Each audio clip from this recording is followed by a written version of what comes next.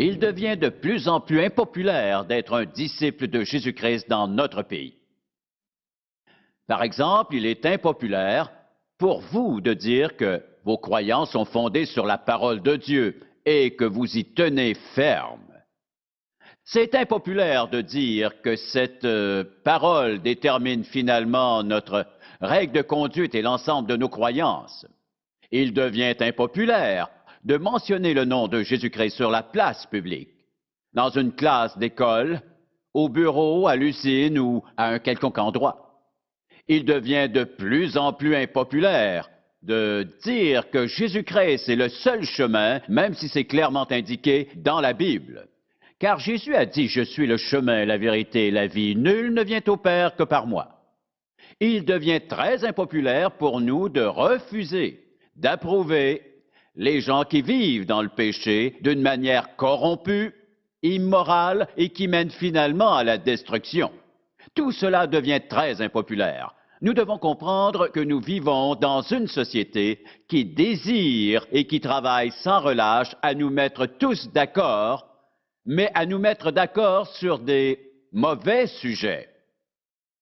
Posons-nous alors la question, aurons-nous le courage de nous tenir debout pour nos convictions si nous croyons vraiment que la Bible est la parole de Dieu? Et croyez-vous que Jésus-Christ est le Sauveur et l'unique Sauveur du monde? Croyez-vous vraiment cela? Quand vous êtes confronté à ces contradicteurs, tenez-vous ferme et fort et sans broncher devant leurs propos ou tentez-vous d'excuser ou peut-être de rationaliser votre système de croyance. Car rappelez-vous que nous avons reçu Jésus-Christ comme notre Sauveur personnel, et lorsque nous avons fait cela, nous avons misé notre avenir éternel sur la véracité de cette parole, sur le fondement de la croix, de sa résurrection et du fait qu'il est assis à la droite du Père afin d'intercéder pour nous. Nous avons misé notre éternité là-dessus. Or, comment pourrions-nous, en quelque sorte, justifier et même de compromettre nos convictions? C'est pourquoi j'aimerais vous lancer dans le message d'aujourd'hui un appel à une vie sanctifiée. Je vous invite à ouvrir votre Bible au 12e chapitre de Romains, dont les 2 premiers versets sont d'une importance cruciale. Si quelqu'un demande comment vit-on saintement, qu'est-ce qu'une vie sanctifiée? Une vie sanctifiée est une vie qui obéit à Dieu, qui aime Dieu et qui sert Dieu. Une vie qui obéit à Dieu, aime Dieu et sert Dieu. Elle obéit quand? En tout temps. Est-elle forcément sans péché? Non, mais notre cœur désire obéir. Un croyant qui mène vraiment une vie sanctifiée possède un cœur, une âme, une pensée, un esprit, un être total dédié aux choses de Dieu. Elles sont le centre d'intérêt de sa vie car son attention est dirigée vers elles. Il ne se laisse pas aller à la dérive en essayant tant bien que mal de se trouver des points de repère. Donc, nous devons nous demander si dans notre vie ces 3 caractéristiques sont évidentes. Vous voit-on comme quelqu'un dont l'obéissance est apparente et claire comme du cristal? Êtes-vous disposé à obéir à Dieu? Vous voit-on comme quelqu'un qui aime Dieu, qui l'aime assez pour souffrir pour lui si nécessaire, et qui aime aussi les autres parce qu'il a d'abord aimé Dieu? Est-ce qu'on vous voit comme une personne qui désire réellement et vraiment servir Dieu? Et par servir Dieu, je ne parle pas seulement de prêcher des messages sur une plateforme. Il existe plusieurs autres façons de servir Dieu. Vous voit-on comme cela?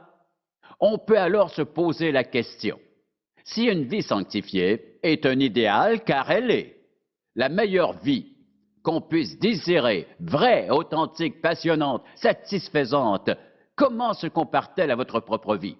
Parce que l'apôtre Paul vivait à une époque où le péché, la rébellion et l'ignorance, l'aveuglement et l'obscurité prédominaient. Et dans son épître aux Romains, il leur écrit ce qu'il pourrait écrire aujourd'hui à n'importe quelle ville au monde. Lisons donc ensemble le 12e chapitre de cet épître à partir du 1er verset. « Je vous exhorte donc, frères, par les compassions de Dieu, à offrir vos corps comme un sacrifice vivant, saint, agréable à Dieu, ce qui sera de votre part un culte raisonnable. » Il les engage vivement à suivre ce conseil.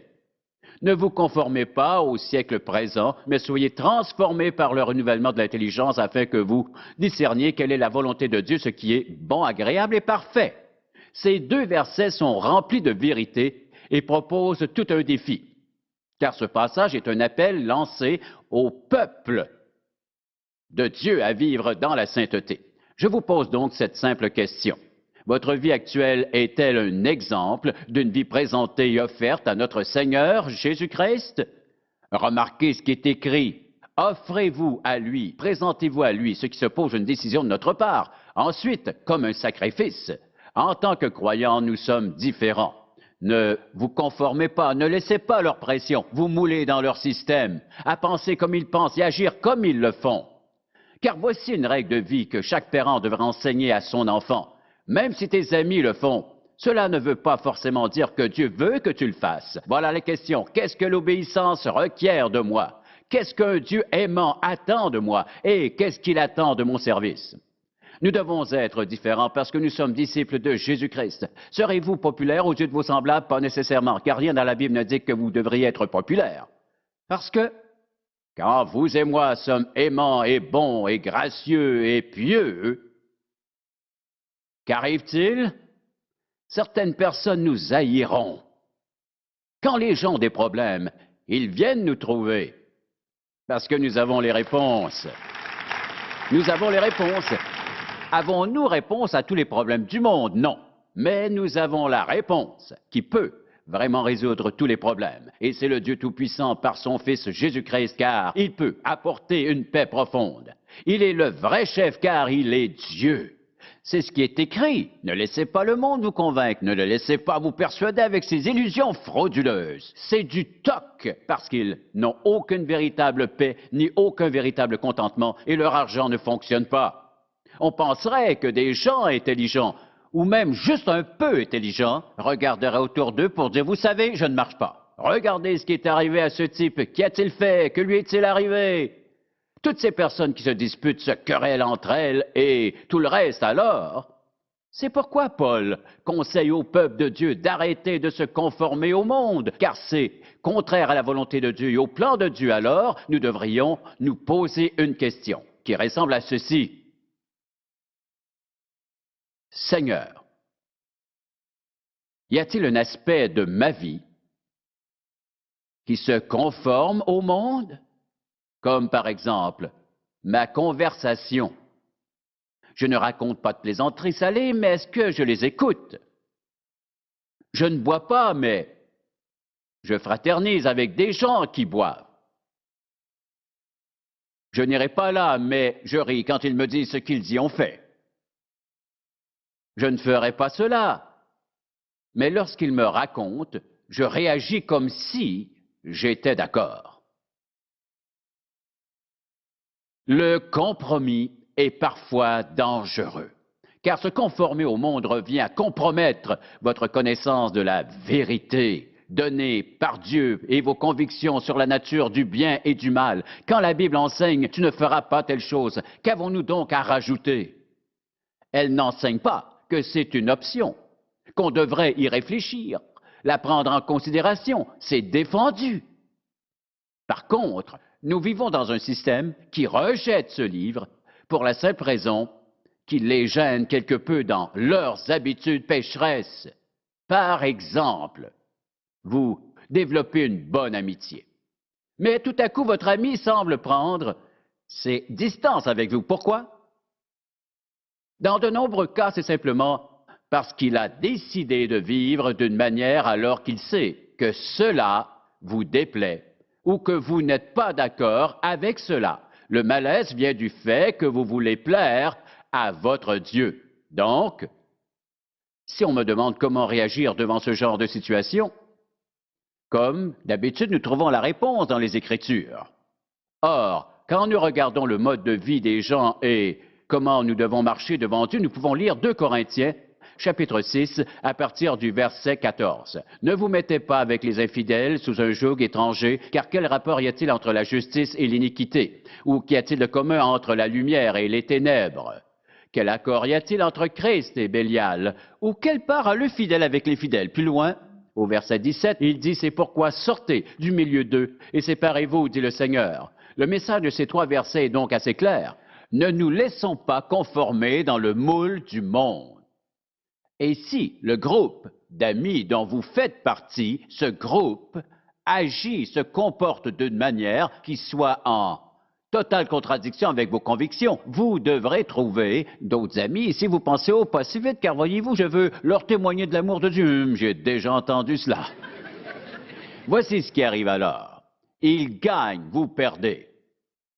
Car ils ont choisi de marcher dans l'iniquité. Partez loin. Je me rappelle encore à ce jour d'une occasion où j'étais avec des amis.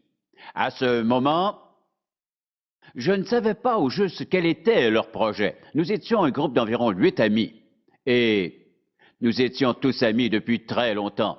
Nous étions de bons garçons. Personne d'entre nous ne s'adonnait à la boisson ou alors à des pratiques immorales ou perverses.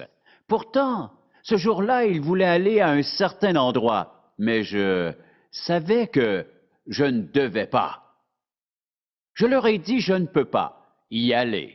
Ah, voyons, Stanley, allez, ça ne te fera pas de mal, personne ne le saura. Aussitôt qu'ils ont dit cela, j'ai répondu, quelqu'un le saura et c'est Dieu. Et connaissant ma mère, ça faisait 2, car j'étais certain qu'elle le saurait. Je me rappelle de m'être éloigné, malgré leurs arguments, je me rappelle d'avoir marché environ 2 kilomètres. Je me suis retrouvé sur la rue principale, et je sais exactement où j'étais, car je livrais alors des journaux sur cette rue, je les connaissais tous par leur nom, car j'ai travaillé là pendant 4 ans. Son nom était Bill Rogers. J'étais devant sa maison lorsque Dieu m'a dit, « Tu ne regretteras jamais ta décision de ne pas les suivre. » Je ne l'ai jamais regretté. Où sont-ils? Je ne les reconnaîtrai plus. Voici ce qu'il faut comprendre. Il peut être impopulaire de se tenir debout pour Dieu, mais c'est la bonne et profitable chose à faire sous le regard de Dieu. Il vous honorera comme vous ne pourriez jamais vous l'imaginer. Or, le monde et l'attrait de ce monde sera toujours présent, mais ne vous conformez pas au moule qu'on cherche à vous imposer. Pensez comme eux ils pensent, parlez comme ils parlent, allez où ils vont, boire ce qu'ils boivent, faire les immoralités qu'eux-mêmes font. Ne rentrez pas dans leur moule. Vous vous demandez comment faire, nous y arriverons bientôt. Mais revenons d'abord à notre passage. Je vous exhorte donc, frères, par les compassions de Dieu, à offrir vos corps comme un sacrifice, vivant, saint, agréable à Dieu, ce qui sera de votre part un culte raisonnable. Ne vous conformez pas au siècle présent, mais soyez transformés par le renouvellement de l'intelligence, afin que vous discerniez la volonté de Dieu, ce qui est bon, agréable et parfait. Donc, comment apporter les corrections voulues?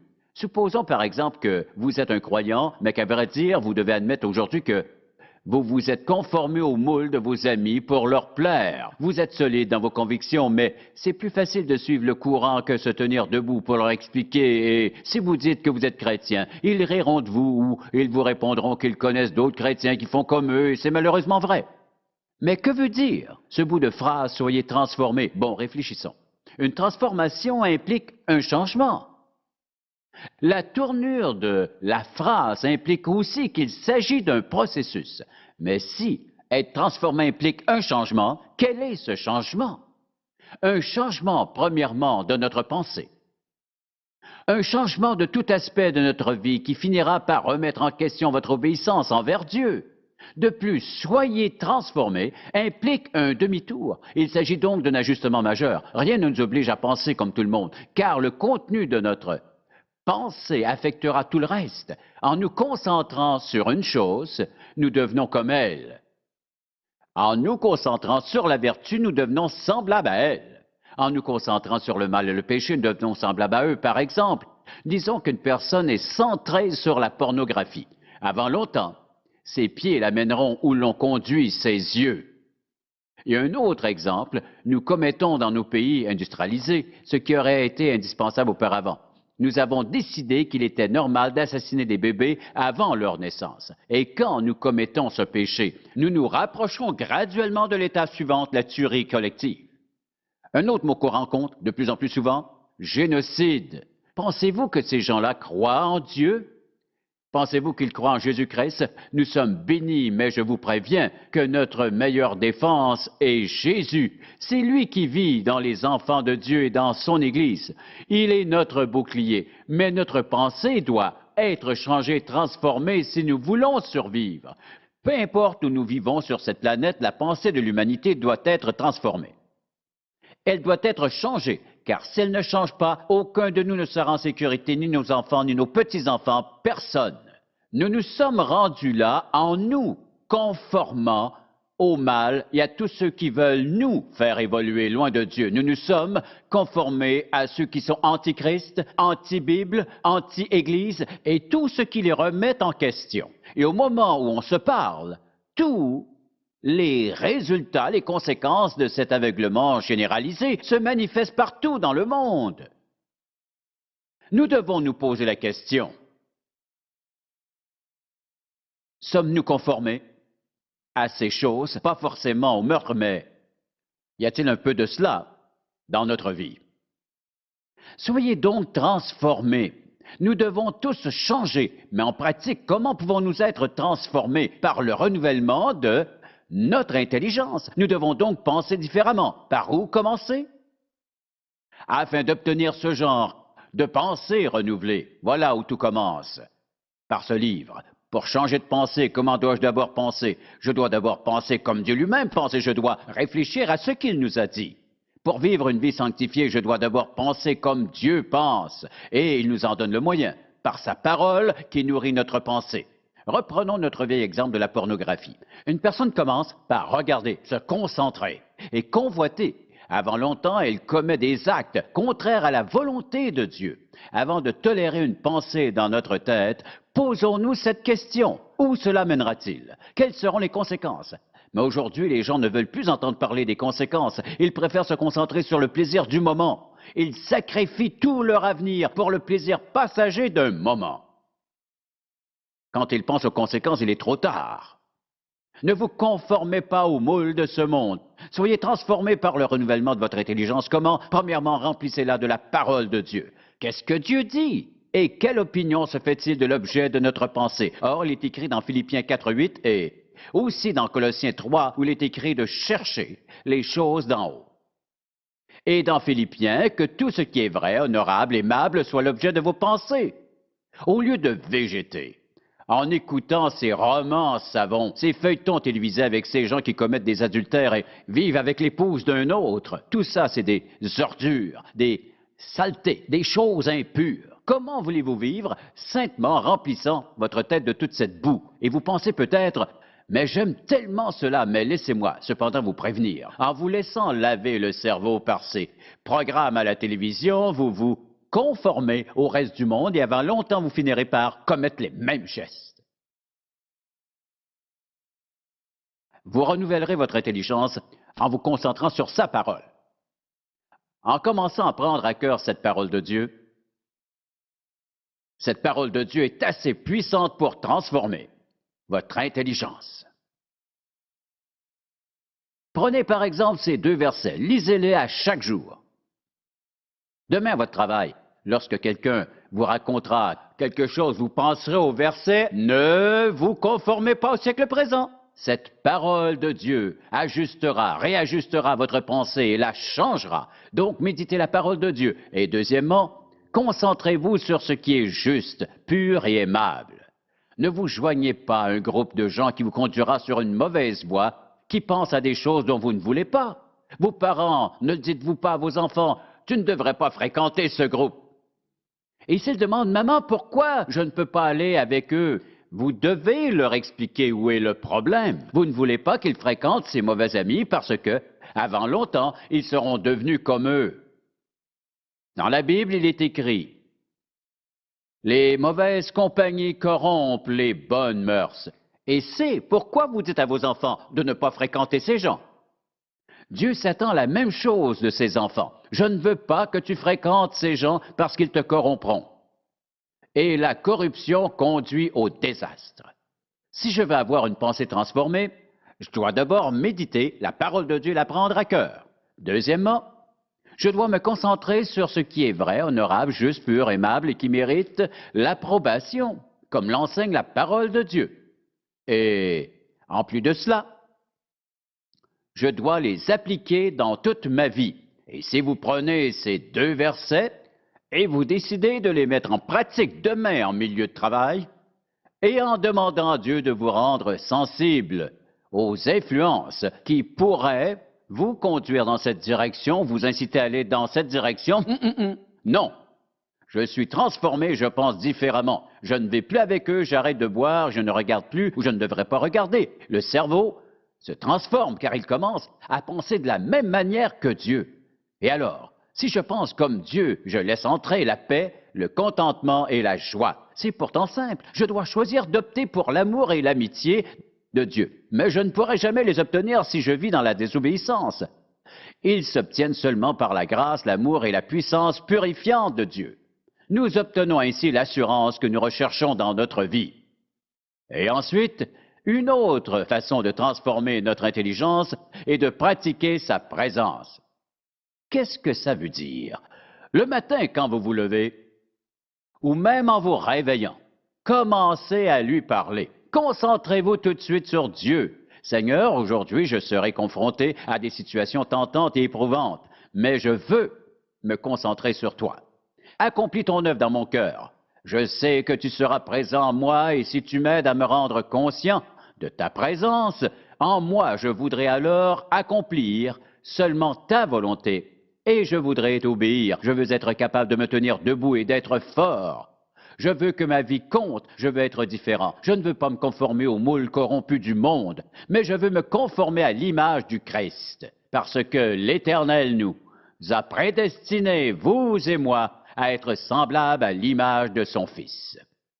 Pas à l'image de ce monde.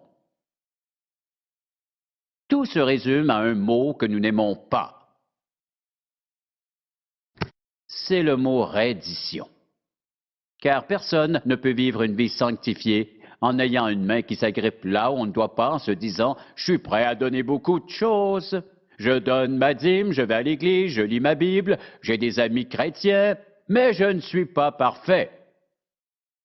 Je suis prêt à donner presque tout, mais pas elle, ou pas lui, ou pas ça, ou peu importe. » Vous ne vivrez pas sanctifié. C'est dommage, mais c'est hélas vrai. Il est impossible de vivre saintement et désobéir à Dieu en même temps.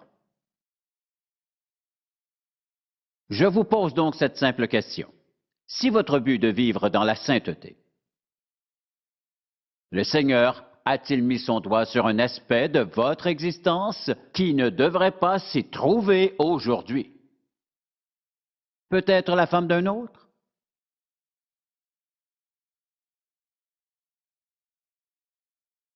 Le bar. Désirez-vous que je continue? Dieu a-t-il mis son doigt sur le bobo? Tout cela, c'est seulement entre vous et Dieu. Qu'est-ce qui manque à votre vie pour être sanctifié? Je peux seulement dire que Dieu attend une reddition pleine et complète. Vous voulez mener une vie sanctifiée? Mettez ces principes en pratique dès demain matin et vous l'obtiendrez. Satan tentera de vous séduire d'une manière ou d'une autre. Nous devons combattre les forces du mal. Si nous sommes des hommes, nous agirons en hommes. Nous serons des hommes. Et madame, si vous êtes forte, vous êtes une femme sanctifiée. Nous pouvons être faibles ou nous pouvons être forts. Dieu veut des hommes et des femmes sanctifiées, qui se tiennent prêts à le servir. Si vous n'avez pas reçu Jésus-Christ comme sauveur, tout cela vous semble un peu étrange. Vous ne savez pas par où commencer. Vous avez gâché votre vie et par votre propre faute. J'aimerais juste vous dire ceci. Ce merveilleux Dieu dont nous parlons est un Dieu de grâce, d'amour et de pardon. Il est prêt à vous pardonner tous vos péchés si vous les confessez, si vous êtes prêt à les reconnaître et de vous en repentir. Si vous êtes prêt à accepter Jésus-Christ en tant que sauveur, que vous faut-il faire? Vous devez croire que sa mort sur la croix a payé la dette de votre péché. Et au moment où vous confessez vos péchés en lui demandant pardon, il vous purifie, il vous sauve, il écrit votre nom dans le livre de vie de l'agneau et vous devenez un enfant de Dieu. Le Saint-Esprit entre dans votre vie pour vous sceller comme enfant de Dieu pour l'éternité. Donc, Par l'œuvre du Saint-Esprit dans votre vie, vous serez capable de vivre saintement. Pécherez-vous parfois? Oui. Vous confessez votre péché, vous lui demandez pardon.